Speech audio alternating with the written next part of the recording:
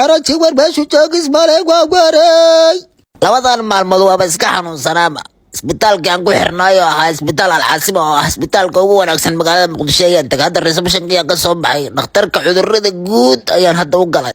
dhakhtarka ayaa si fiican ii dhegaysanaya anoo xanuunkaygii oo dhan u sheeganaya hadda waa kaas sida fiican ii dhegaysanaya cunugaygii xumaanaya ag fadhiya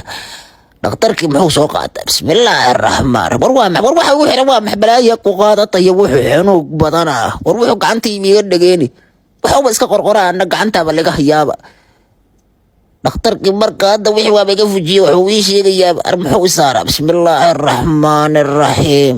aryaa doctor ma feeraha layska baara ma waxbaa iga dhex qaylinaya indhihii baabay caddaaday waa kaas haday indhihii haya doctor waaba iska soo laaban doonaa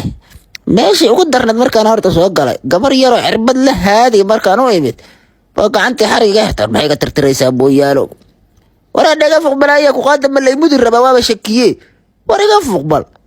horta gacanta tartiibii qabo ogayo baaya cirbadaygu buta warbaashayga caraji warbaashu joogis maleeg waa waray